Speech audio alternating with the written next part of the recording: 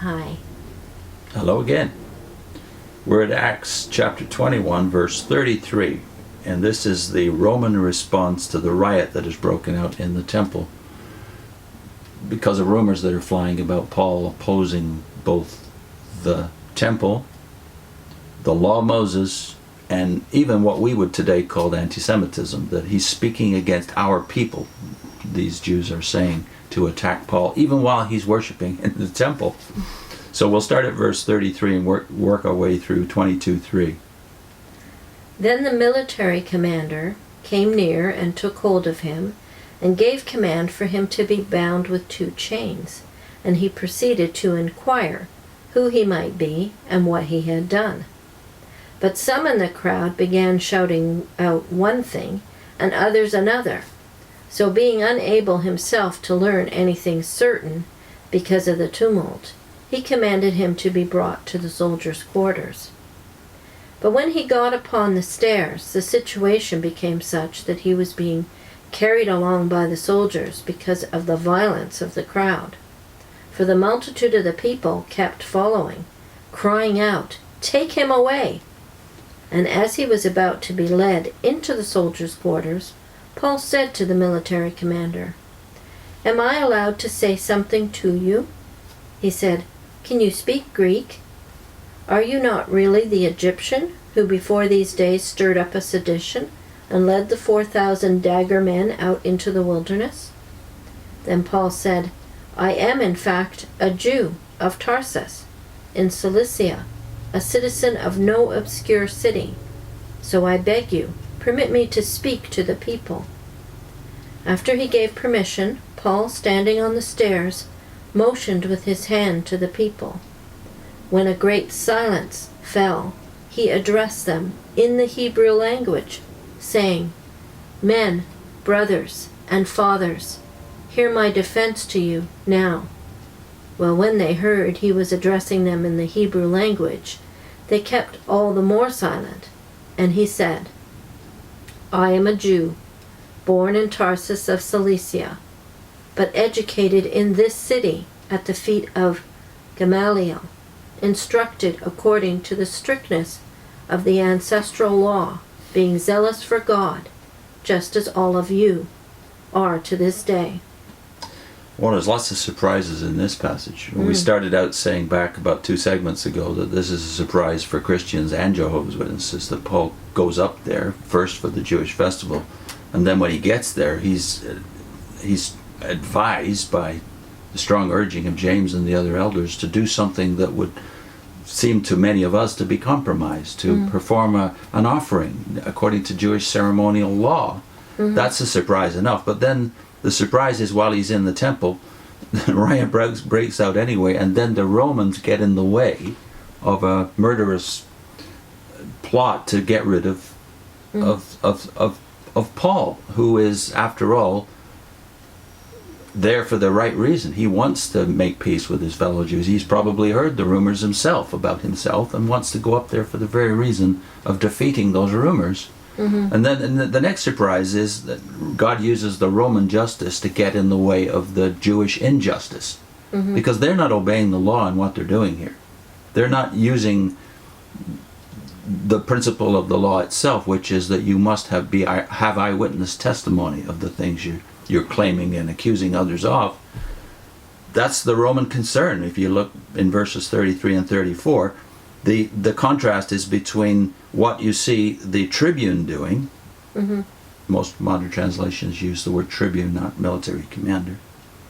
What the tribune wants to do is the opposite of what you see the Jews doing. In 34, they don't even have a coordinated testimony against him, and some are making some claims and some are making contrary or contradictory claims, just like they did at the trial of Jesus. So this is more of a mob than anything else.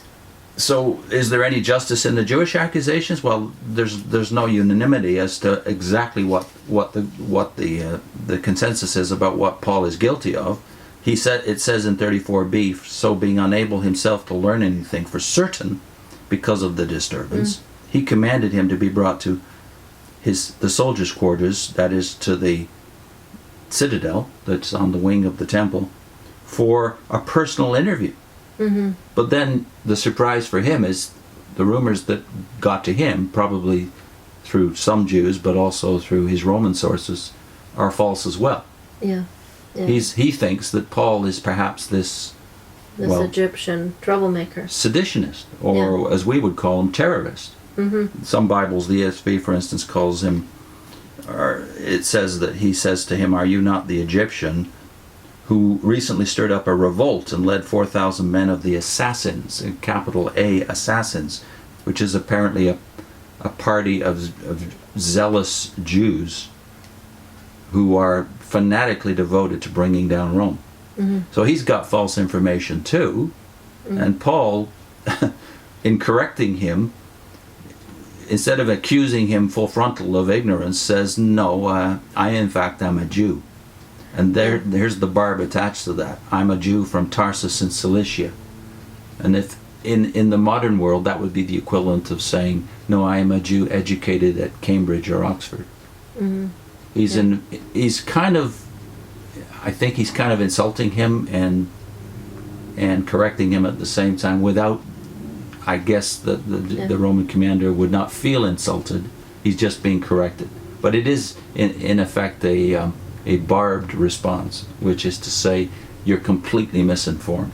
You don't know what you're talking about. Yeah, but at least he was trying to take him someplace where he could find out the facts. And the Roman, he's shocked to begin with because he speaks his language. He speaks Greek, and a really good Greek. Yeah. And that's a big surprise. So that's probably to the why he Tribune. believes him when he says these statements about himself. And anyway, the Tribune's not offended, because look what he does next. When Paul asks for permission to speak to these people, he gives him permission. Well, he asks permission. That's one thing. Sometimes Christians can get kind of uppity and think, "Well, I don't have to ask any permission." It's not very good apologetics to be courteous to people. When even in the fact that he gives him permission is a bit of it's again a favor from God. Did God put it on his heart to do that? Because this next speech becomes one of the most important speeches in the Bible for many reasons, and not least because the next surprise is the response of the crowd. When the riot has been quelled by Roman power insistence, really. Right. It's the Romans that have quieted the crowd and stopped the riot, but when Paul opens his mouth, there's a big surprise for his audience. He speaks in Hebrew. And then why is that a surprise? Because the Roman would know that most Jews in the world by this time speaking Greek and or Aramaic, but for Paul to open his mouth and to speak the language of a Hebrew, then he's an educated man. Yeah. And he confirms that in what he says. When he says, "I am a Jew born in Tarsus of Cilicia," the part he's already told the Tribune, but here's the part that's added for the sake of this audience: "educated in this city at the feet of Gamaliel." This is one of 2 or 3 times that Gamaliel is mentioned in the New Testament, because Gamaliel was the most famous teacher in Judaism at that time. And therefore the surprise for them is, one, he speaks our language. This guy obviously knows our traditions. As he calls himself elsewhere in Philippians, he's a Hebrew of Hebrews, meaning that he's on the right side of God. Yeah. And then when he talks to them about his background being a strict Jew, and following it, he compliments them. Yeah. By saying that they, like them, he was zealous for God. So he shows good apologetics again, in that he's understanding. I mean, they're about to murder him, and yet he's very understanding, because we have to remember that's exactly what he was doing. Yeah. To the Christians. He was going in and, yanking people and having them killed. He wasn't doing it when he was Saul of Tarsus out of hatred for God. He was being zealous for God. He thought he was defending God against heresy, right? So it's interesting that we should remind ourselves over and over again that Luke and Acts are written to a man called Theophilus, who is apparently a Roman official. So Luke is going out of his way here to show Paul and the Gospel's reasonableness. They don't want to start a fight with Rome. He's breaking down the prejudices on both sides, from both angles. Yeah. So when he says... Which is something we should try and do too. Because we mentioned it in the last video, is you have all kinds of prejudices that have been planted in your head by the Watchtower, and about Christendom, about government. You know, where I was raised to think that the only good people were Jehovah's Witnesses. The rest were bad people. Who hate God. Varying degrees of Satan's camp. Yeah. You know, so when you have those things, they don't just disappear when you leave the Watchtower. They don't just evaporate overnight. And the only way you're going to get past that, or the only way I got past it, was to experiment with listening and talking to people of different backgrounds. So for us, it was because we had a bookstore. I ended up rubbing shoulders with lots of Christians. Who didn't hate God. Yes, I did not. I found these people were prayerful. They encouraged me to read the Bible. They weren't pushing their denomination. All the prejudices that I had about Christendom started to crumble away until I got to the point where I was willing to even try and go to a church and see what it was like. So a lot of, we have to learn from this as well, that we may be listening to falsehoods, assuming rumors are true, based on other people's statements, not from personal experience. So do we give the benefit of the doubt, as Paul does here, and even the people who could have murdered him right then and there, do we give them the benefit of the doubt that they're doing it not because they're hateful or prejudiced, but they are prejudiced, but we don't assume that and hold it against them. He calls them in verse 1, men and brothers. Men, that is, men of Israel. He uses polite approach. He considers himself one of them, and they are related to him, of course, spiritually as well as physically. And he's empathetic. He's remembering his own experience. Oftentimes when you hear ex-witnesses talking about witnesses, they don't show a lot of empathy. You were in that position, and if you were a sincere witness, you have to, you're better off assuming they're sincere than that they're insincere, because you were there once. He says men, brothers, and fathers, terms of deep respect for his fellow Jews. And we shouldn't omit the fact that when he uses the phrase, hear my defense, that word is actually apologia, apologetics.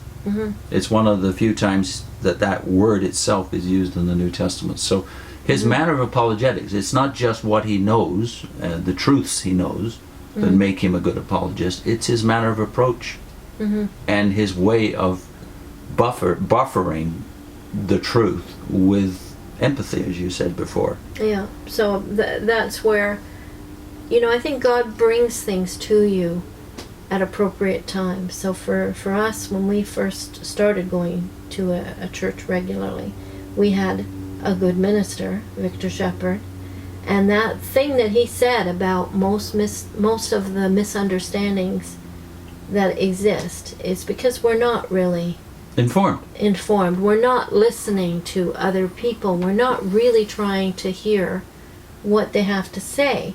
And if you jump to a conclusion before hearing them out, that's a lesson that I think has played into my daily life now.